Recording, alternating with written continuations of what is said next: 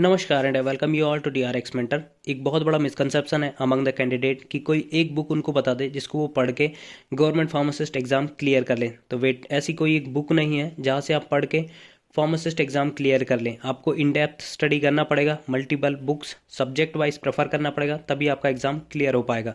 ठीक है, तो आज की वीडियो में डिस्कस करने वाला हूँ कि कौन सी ऐसी बुक है जिनको पढ़ के आप फार्मासिस्ट का एग्ज़ाम और ड्रग इंस्पेक्टर एग्ज़ाम क्वालिफाई कर सकते हैं। मेरी ओन जर्नी भी बताऊंगा कि मैंने कौन कौन से बुक से पढ़ा था फार्मासिस्ट एग्ज़ाम क्लियर करने के लिए। मैंने CGHS फार्मासिस्ट एग्ज़ाम क्लियर किया हुआ है already. I have worked 2 year in CGHS Delhi. तो चलिए आज की वीडियो स्टार्ट करते हैं, बट उससे पहले यदि अपने चैनल को सब्सक्राइब नहीं किया है तो चैनल को सब्सक्राइब कर लीजिए, वीडियो को लाइक कर दीजिए सो दैट आपको इंपॉर्टेंट इन्फॉर्मेशन मिलती रहे। आज हम इन पॉइंट्स पे डिस्कस करेंगे। बुक्स की बात करेंगे, कौन कौन सी बुक्स हमें पढ़ना है और उनको कैसे पढ़ना है, MCQs कहाँ से अटेम्प्ट करने हैं, प्रीवियस क्वेश्चन पेपर कैसे अटेम्प्ट करना है और कौन कौन से ऑप्शंस हमें एक्सप्लोर करना चाहिए। ठीक है, सबसे पहले मैं बात करूंगा सिलेबस की। जैसा कि अर्लियर वीडियो में मैं भी डिस्कस कर चुका हूं सिलेबस का। सभी फार्मासिस्ट, चाहे वो ESIC हो, एम्स हो, RRB हो या कोई भी आपके स्टेट फार्मासिस्ट के एग्ज़ाम हो, सभी में यही सिलेबस होता है। मैक्सिमम टाइम आपसे यही जो डिप्लोमा इन फार्मेसी के सब्जेक्ट्स होते हैं उनमें से ही क्वेश्चन आपके आते हैं। तो मैंने इसको ईज करने के लिए दो मेजर पोर्शन में डिवाइड किया हुआ है, मेजर एंड माइनर। ठीक है, मेजर वो है कि जहाँ से आपके लगभग 80% क्वेश्चन, मतलब मैक्सिमम क्वेश्चन आपके आने के चांसेस हैं, और माइनर वहाँ से 20% क्वेश्चन आने के चांसेस होते हैं। तो हमारा जो फोकस होना चाहिए वो मेजर सब्जेक्ट्स पे होना चाहिए। मेजर सब्जेक्ट कौन कौन से हैं, जैसे कि फार्माकोलॉजी हो गया, HAP हो गया, फार्मास्यूटिक्स हो गया, फार्माकोनोसी हो गया, डिस्पेंसिंग फार्मेसी हो गया, ज्यूरिस्प्रूडेंस हो गया, फार्मास्यूटिकल मैनेजमेंट हो गया, microbiology, biochemistry, inorganic chemistry. Minor subjects में है जैसे कि organic chemistry, analysis, medichem, biotechnology, biopharmaceutics, pharmaceutical engineering. आपने भी देखा होगा कि जो आपने अभी क्वेश्चन पेपर अटेम्प्ट किए होंगे ESIC में, एम्स में, DGHS में, ठीक है, SGPGI में, तो आपको मैक्सिमम जो पोर्शन मिला होगा वो मेजर सब्जेक्ट से ही मिला होगा। तो मैं आज की वीडियो में डिस्कस करने वाला हूँ कौन कौन सी बुक हमें मेजर सब्जेक्ट को कवर करने के लिए पढ़ना है। तो सबसे पहले जो हमारा सब्जेक्ट है वो है फार्माकोलॉजी, जहाँ से कि लगभग मैक्सिमम क्वेश्चन आपको देखने को मिलते हैं। 2016 का जो ESIC का पेपर हुआ था वहाँ से लगभग 35 से 40 क्वेश्चन फार्माकोलॉजी से आए हुए थे आउट ऑफ 100। ठीक है, तो एक ये बहुत बड़ा पोर्शन कवर करता है फार्माकोलॉजी सब्जेक्ट। तो आपको इसको कवर करने के लिए या तो आप फार्माकोलॉजी की जो बड़ी वाली बुक आती है उससे कर सकते हैं कवर, या फिर मैं कहूँगा कि आप इसको कवर कर सकते हैं जो KDT क्लासिफिकेशन है, सिंपल एक छोटी सी बुक आती है, उससे कवर कर सकते हैं। फार्माकोलॉजी में यदि हम बात करें कि क्या क्या क्वेश्चन पूछे जाते हैं, तो सबसे पहला पूछा जाता है इंडिकेशन। कोई भी एक ड्रग दे दी जाती है, जैसे फेनोफाइब्रेट, किस कंडीशन में यूज़ की जाती है, किस डिसीज़ में यूज़ की जाती है, तो वो जनरली हाइपरलिपिडेमिक कंडीशन में यूज़ की जाती है। ठीक है, फिर दूसरा इसका आता है मैकेनिज्म ऑफ एक्शन। जो दोनों ही ये मैक्सिमम टाइम आते हैं, तो ये कवर हो जाएंगे आपके ये वाली बुक से, KDT क्लासिफिकेशन से। थर्ड आपसे पूछा जाता है adverse drug reaction, adverse effect वगैरह पूछे जाते हैं, वो भी नोन ड्रग के पूछे जाते हैं, तो उनके लिए आप प्रेफर कर सकते हैं ये वाली बुक जो डिटेल वाली बुक है, एसेंशियल मेडिकल फार्माकोलॉजी।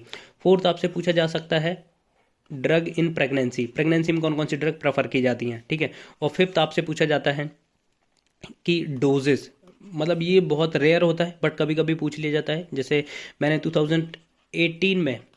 2017 में CGHS हैदराबाद का एग्ज़ाम दिया था, तो वहाँ पर मुझसे पूछा गया था डाइजेपाम का डोज क्या होता है। ठीक है, और भी 2-3 ड्रग का डोज पूछा गया था, तो वो भी पूछ लेते हैं।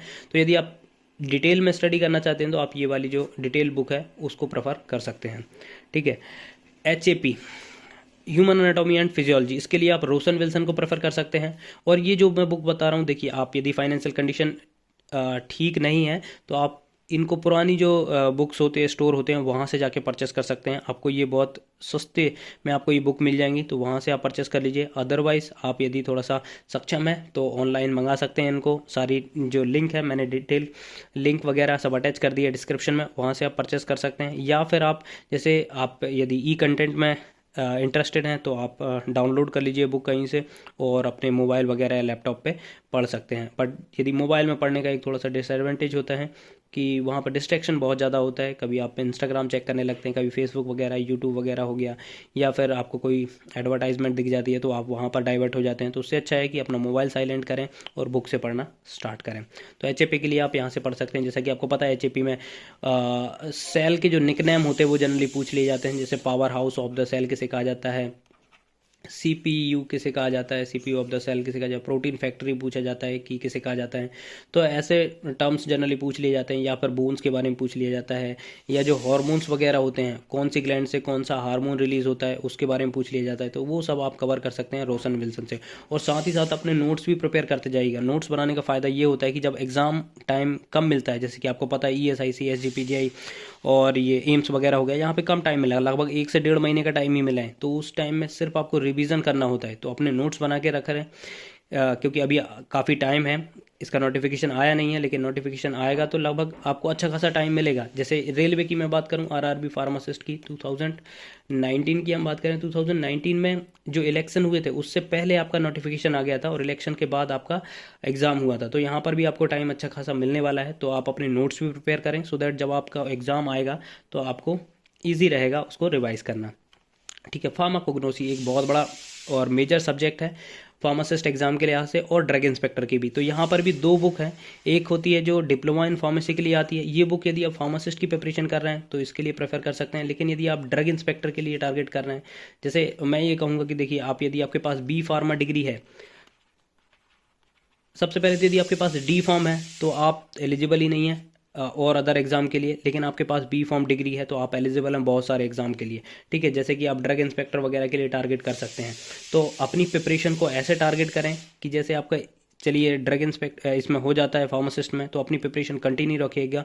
क्योंकि आप जब रहेंगे उसमें 1-2 साल तो आपको एक डिससेटिस्फेक्शन मिलेगा, आपको लगेगा कि अब मुझे और कुछ आगे करना चाहिए। तो आपको लगेगा कि अब चलो ड्रग इंस्पेक्टर की प्रिपरेशन कर लेता हूँ।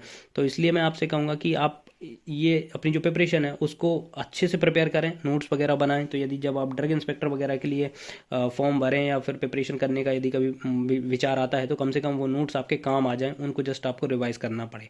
ठीक है। तो उसके लिए आप प्रेफर कर सकते हैं जो इसकी मोटी वाली बुक आती है, जो बी फॉर्म वाले प्रेफर करते हैं वो बुक आप इसको प्रेफर कर सकते हैं ड्रग इंस्पेक्टर के लिए। बट यदि आप सिर्फ डी फॉर्म है और आपको फार्मासिस्ट ही टारगेट करना है तो आप ये निराली पब्लिकेशन की जो डी फॉर्म वाली फार्माकोग्नोसी सीके को काटे आती है वो प्रेफर कर सकते हैं, वो सफिशिएंट है। और यहाँ पर आपको पढ़ना है बायोलॉजिकल सोर्स के बारे में पढ़ना है, आपको टेस्ट वगैरह के बारे में पढ़ना है। ठीक है। और जैसे आपको टेस्ट नेम टेस्ट से आ जाता है, जैसे सिनोडा टेस्ट किसके लिए यूज़ किया जाता है, विटालीमोरन टेस्ट किसके लिए यूज़ किया जाता है। ठीक है। ऐसे क्वेश्चन आते हैं, जैसे एल्कलॉइड्स वगैरह के लिए कौन कौन से टेस्ट यूज़ किए जाते हैं, तो उस टाइप के क्वेश्चन आते हैं। तो वो आप यहाँ से कवर करना है आपको फार्माकोग्नोसी में। एक्सट्रैक्शन से भी कभी कभी क्वेश्चन आ जाते हैं। एक्सट्रैक्शन से रिलेटेड क्वेश्चन आया हुआ था 2016 में, जो ESIC का क्वेश्चन पेपर हुआ था। तो वो आपको पढ़ना पड़ेगा। एक्सट्रैक्शन के टाइप क्या होते हैं, कौन कौन से, जैसे डिकॉक्शन में क्या किया जाता है, हीट करके उसमें यूज़ किया जाता है, और जैसे परकोलेशन, डिकॉक्शन और जो भी मेथड्स होती हैं एक्सट्रैक्शन की, वो आपको पढ़ना पड़ेगा। फार्मास्यूटिक्स की बात करें तो फार्मास्यूटिक्स के लिए RM मेहता की जो फार्मास्यूटिक्स 1 और फार्मास्यूटिक्स 2 दोनों ही सफिशिएंट है। फार्मास्यूटिक्स में आपको पता है कि बहुत सारे क्वेश्चन आते हैं, जैसे टैबलेट से ही क्वेश्चन आ जाता है। टैबलेट में जैसे कि आपको पता है 2 चीज़ होती हैं, एक होता है API, एक होता है एक्सीपिएंट। एक्सीपिएंट में बहुत सारी चीज़ें आती हैं, जैसे कि बाइंडर हो गया, डिसइंटीग्रेटिंग एजेंट हो गया, फ्लेवरिंग एजेंट हो गया, कलरिंग एजेंट हो गया, कोटिंग वगैरह जो भी होती है, जो टैबलेट के डिफेक्ट्स वगैरह होते हैं, टैबलेट कैप्सूल के, सिरप के, इमल्सन सस्पेंशन के, वो सारे आप कवर कर सकते हैं RM मेहता से। तो ये बुक आप प्रेफर कर सकते हैं फार्मास्यूटिक्स के लिए, और ये सफिशिएंट है। ज्यूरिस्प्रूडेंस, यहाँ पर भी मैंने देखिए 2 बुक मेंशन की हैं। 2 बुक इसलिए मेंशन की हैं कि जो सिर्फ फार्मासिस्ट के लिए तक सीमित हैं, वो डिप्लोमा इन फार्मेसी की फार्मास्यूटिकल ज्यूरिस्प्रूडेंस से पढ़ सकते हैं। लेकिन जो ड्रग इंस्पेक्टर के लिए प्रिपेयर कर रहे हैं उनके लिए थोड़ा सा डिटेल में पढ़ना पड़ेगा, फॉरेंसिक फार्मेसी या ज्यूरिस्प्रूडेंस। तो वो ये वाली जो मोटी वाली बुक है NK जैन की, वो प्रेफर कर सकते हैं। अब यहाँ पर आपको जो फार्मासिस्ट के लिए पढ़ना है वो आपको शेड्यूल पढ़ना है, एक्ट पढ़ना है, एंड उनके ईयर पढ़ना, पासिंग ईयर। तो ये 2 चीज़ आपको कवर करना है, यहाँ से मैक्सिमम आपके क्वेश्चन हो जाएंगे। बट यदि आप ड्रग इंस्पेक्टर वगैरह लेके पढ़ेंगे तो आपको डिटेल में इनके एक्ट के बारे में पढ़ना पड़ेगा, ईयर के बारे में पढ़ना पड़ेगा, शेड्यूल के बारे में थोड़ा डिटेल पढ़ना पड़ेगा। जैसे ड्रग एंड कॉस्मेटिक के मैक्सिमम उसमें बहुत सारे वो हैं अमेंडमेंट्स वगैरह जो रीसेंट अमेंडमेंट हुए हैं उनके बारे में आपको कवर करना पड़ेगा, तभी आप एग्ज़ाम क्वालिफाई कर पाएंगे। तो बट यदि आप सिर्फ फार्मासिस्ट के लिए टारगेट कर रहे हैं तो ये जो पतली बुक होती है एनके जैन, उससे कवर कर सकते हैं, डिप्लोमा इन फार्मेसी वाली बुक से। माइक्रोबायोलॉजी, देखिए माइक्रोबायोलॉजी से भी काफ़ी क्वेश्चन आते हैं, जैसे हम आरआरबी की बात करें या फिर ईएसआईसी की बात करें तो इसमें ऑलरेडी पूछा जा चुका है कि टीबी के लिए कौन सा टेस्ट यूज़ किया जाता है। तो मेंटेक्स टेस्ट होता है जो कि यूज़ किया जाता है डायग्नोसिस के लिए। और इसमें जैसे कॉजेटिव एजेंट वगैरह हो जाते हैं, सिफिलिस का कॉजेटिव एजेंट क्या होता है, पोलियो का कॉजेटिव एजेंट क्या होता है, या फिर आपका ट्यूबरक्लोसिस का कॉजेटिव एजेंट क्या होता है, तो उन सब के बारे में पूछा जा चुका है।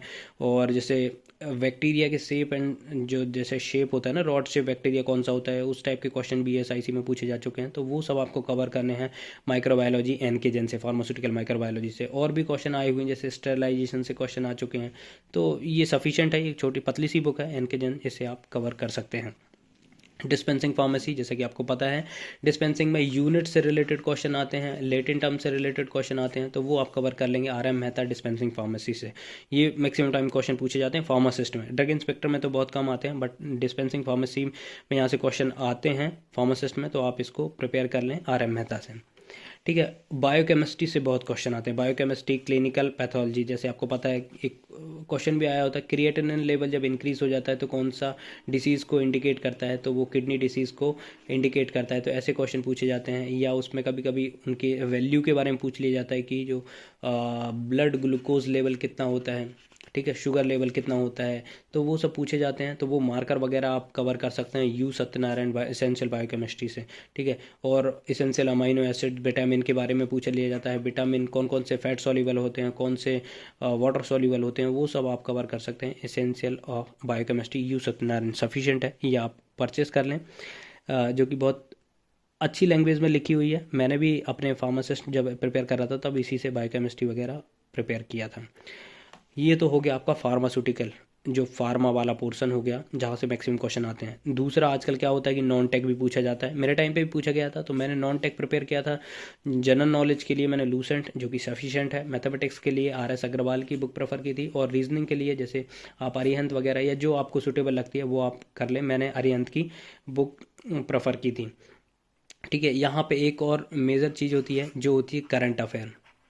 तो करंट अफेयर आपको डेली क्या करना है, एक बुक बना लीजिए, नोटबुक बना लीजिए, जिसमें जो भी आपके एरिया का जैसे या फिर कोई भी न्यूज़पेपर है वो आप ले लीजिए, और उसके जो फ्रंट के पेपर में जो दी होती है न्यूज़, उनको आप नोट कर लें, तो उससे आपका कवर हो जाएगा करंट अफेयर, और कुछ आपको पढ़ने की ज़रूरत नहीं होगी। तो करंट अफेयर आप ऐसे प्रिपेयर कर सकते हैं। तो ये मैंने आपको दोनों की स्ट्रेटजी बता दी, नॉन टेक्निकल और टेक्निकल की। अब हम बात कर लेते हैं, जब आपकी प्रिपरेशन हो जाए फिर आपको ट्राई करना है मैक्सिमम एमसीक्यूज़। एमसीक्यू से एक्चुअली क्या होता है, आपकी स्टडी एनालिसिस होती है, आपको पता लगता है कि आपकी स्टडी किस हद तक है और किस लेवल की है, या कुछ उसमें इम्प्रूवमेंट की ज़रूरत है। तो उसके लिए एमसीक्यू लगाना या अटैम्प्ट करना बहुत ज़्यादा ज़रूरी है। इसके लिए आप कोई भी जो कोचिंग होती हैं उनकी टेस्ट सीरीज़ ज्वाइन कर लें, बहुत सस्ते में 100 200 300 रुपये में आपको मिल जाएंगी, या फिर मैक्सिमम 1000 रुपये की मिलेंगी। तो जो आप एग्ज़ाम आते हैं जैसे आरआरबी वगैरह का आएगा तो वो लॉन्च कर देते हैं, तो आप टेस्ट सीरीज़ वहाँ से ज्वाइन कर सकते हैं। प्रीवियस ईयर क्वेश्चन पेपर आपको देखना है। देखिए कुछ क्वेश्चन पेपर हैं जैसे कि ईएसआईसी के पेपर हैं और सीजीएचएस के हैं, वो मैं अटैच कर दूंगा डिस्क्रिप्शन में, वहाँ से आप डाउनलोड कर लें और उनका प्रिंट लगा लें। और हो सके तो डेली कम से कम 50 क्वेश्चन अटैम्प्ट करने का ट्राई करें, क्योंकि वो इंपॉर्टेंट क्वेश्चन होते हैं, कई बार रिपीट हो जाते हैं। जैसे अभी एलिगेशन भी लगे हों कि जो एम्स का क्वेश्चन पेपर था वो रिपीट हो गया। अब आपने नहीं पढ़ा तो इसमें आपकी गलती है, आपको तो पढ़ के जाना चाहिए था। ठीक है, तो आपको पढ़ना चाहिए। आपको जो प्रीवियस क्वेश्चन पेपर है, जैसे आप एम्स का पेपर देने जा रहे हैं तो उसके प्रीवियस क्वेश्चन जितने भी क्वेश्चन पेपर हैं उनको सॉल्व करके जाएँ। क्या पता वही की वही रिपीट हो जाए, और हुआ भी है। यदि आपने पढ़ के गए होते, आप ब्लेम कर रहे हैं, बट यदि आप पढ़ के गए होते तो आपका सिलेक्शन हो जाता। तो इससे अच्छा है अब जो भी एग्ज़ाम आए उसके क्वेश्चन पेपर पढ़ के जाए। जैसे आरआरबी का आने वाला है तो आरआरबी के जितने भी प्रीवियस ईयर में क्वेश्चन पेपर आए हुए हैं वो आप सॉल्व करके जाएं, वो इंपॉर्टेंट क्वेश्चन होते हैं। ठीक है, मैंने कई बार कहा है कि आप जो प्रीवियस क्वेश्चन पेपर अटैम्प्ट करना चाहिए, वो एक इम्पॉर्टेंट होते हैं, और उनसे कई बार क्या होता है कि वो रिपीट भी हो जाते हैं। तो इसके लिए आपको मिनिमम 50 क्वेश्चन आपको डेली अटैम्प्ट करने हैं प्रीवियस क्वेश्चन पेपर। ठीक है, तो इतना यदि आप कर लेंगे तो आई होप, और ये मुझे आशा है कि आपका फार्मासिस्ट का एग्ज़ाम क्लियर हो जाएगा और ड्रग इंस्पेक्टर भी आप इजीली क्लियर कर लेंगे। आई होप ये वीडियो आपको अच्छा लगा होगा। अच्छा लगा हो तो प्लीज़ चैनल को सब्सक्राइब करिए, वीडियो को लाइक करिए, शेयर करिए एंड कमेंट करिए। Finally thank you.